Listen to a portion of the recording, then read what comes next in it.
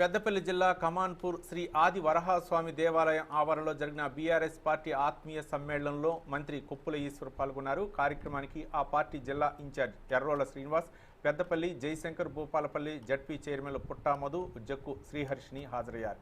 మంత్రి కొప్పుల సమక్షంలో Congress party senior నాయకుడు కర్రు నాగయ్య గులాబీ పార్టీలో చేరారు. గ్రామ స్థాయి నుంచి పార్టీ బలోపేతం చేసే దిశగా ప్రతి బీఆర్ఎస్ పార్టీ కార్యకర్త, నాయకుడు కృషి చేయాలని, అదే ఆత్మీయ సమ్మేళనం యొక్క ముఖ్య ఉద్దేశమని మంత్రి కొప్పుల ఈశ్వర్ ఈ సందర్భంగా పిలుపునిచ్చారు.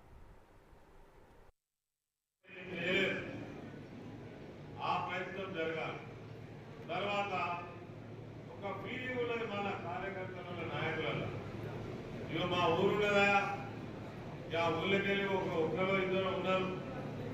ఇవాళ మమ్మల్ని ఎవరు రమ్మంటలేరు, పొమ్మంటలేరు, వాళ్ళకు వాళ్ళే తిరుగుతాను.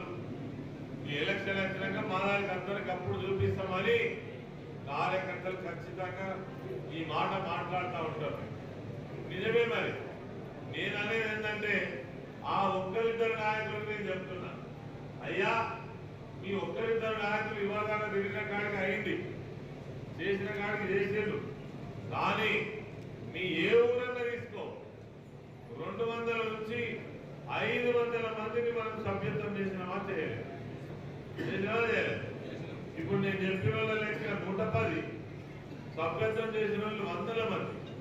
నువ్వు మనసు పెట్టి మీ నాయకులను, కార్యకర్తలు ఒక్కసారి కలుపుకొచ్చి ఆ గ్రామంలో గ్రామ బీఆర్ఎస్ పార్టీ మీటింగ్ పెట్టి అందరి